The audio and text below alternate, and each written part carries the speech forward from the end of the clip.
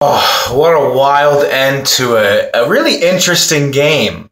There's no such thing as an easy fixture in a World Cup. When this draw came out, Portugal and Spain, I saw some commentators on, I think it was a Polish network, saying that Spain and Portugal should be celebrating with the draw that they got.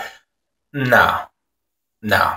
You see the Morocco play, they're arguably the better team today against Portugal. I'll get to that match in another video. And look, Iran held Spain close. People accusing Iran of anti-football, but they played to their strengths. They did pretty much what they could have done to their best ability to hold Spain at bay. And if they played an open game with this team, with the Spanish team, one of the favorites to go on to win this tournament, of course they would have gotten crushed. When you're in a tournament, you have to do what you have to do to survive.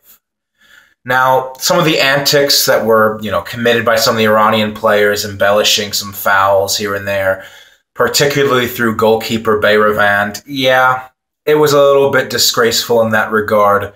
But, for the most part, Iran's defending in this match was valiant. Really put numbers behind the ball, parking that bus, really parking a plane in front of goal.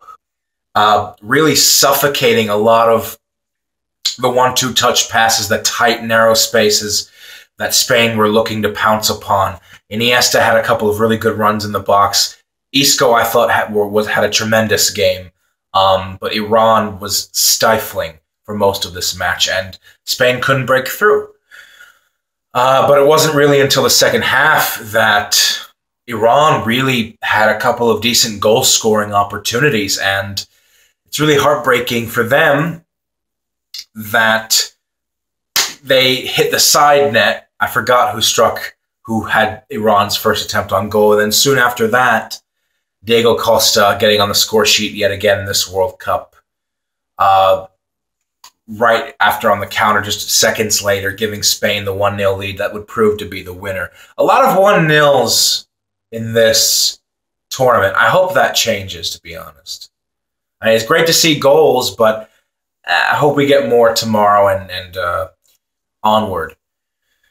And then even more drama happened where Iran had a goal that was waved offside through VAR, and it was really stunning because when that ball hit the back of the net, the entire bench ran onto the field. You could see the player.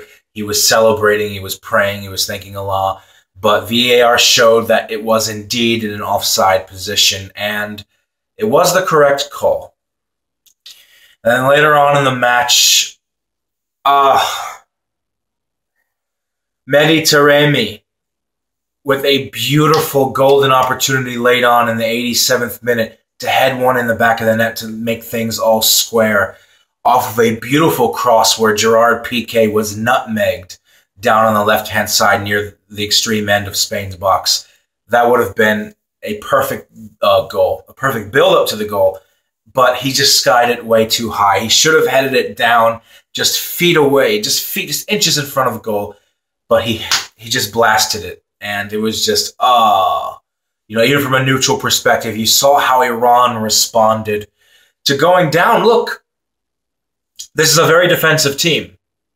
But the way they responded to going down 1-0, they didn't just close up shop and accept the 1-0 defeat, just looking at it as a damage control. Hey, let's not concede any more goals. Let's keep up the same strategy we're playing for the last 60 minutes. No.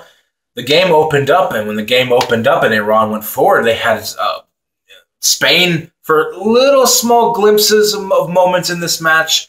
They were having to play defense, and Iran really showed what they're capable of doing when they do go on the attack. I know they're a team that's more centered on compactness. That's why they didn't concede a single goal in the final round of Asian qualifying until the last match day. But you really do feel for them because the way they performed in this game, you would say they probably did deserve to get something out of it. But that's just football at the end of the day. And Spain, what else can be said about Spain? tiki-taka has evolved since Euro 2014, World Cup 2014 and Euro 2016. It's still tiki-taka. It's still there. Iniesta creating the bulk of their chances in midfield, but it's moved on. It's become something more spectacular than that. But, you know, Spain, 4 points now with a +1 goal differential, tied with Portugal. I'm not sure who's on top of the group now in first, but I think the tiebreaker right now is fair play points, to my knowledge, which means that Spain are on top because Portugal have 1 extra yellow card. But this was a really respectable effort from Iran today, you know. And they could have gotten the draw, but, you know, it just happens. I think for Iran going forward, they play Portugal next, and they can get a result there. I mean, Portugal, they were on the back foot for most of the match today versus Morocco. They went ahead early on through Cristiano Ronaldo in the 4th minute, but from then on out, it was all Morocco. If Iran goes into that match and they can get a draw, it might be enough if Morocco can do them a favor against Spain, even though it is unlikely. So Iran will probably have to play for the win in that scenario. But it was an entertaining game. It was not a walkover. This group is not a walkover. Everyone's being made to fight for it. Not just in this group, but in the World Cup in general.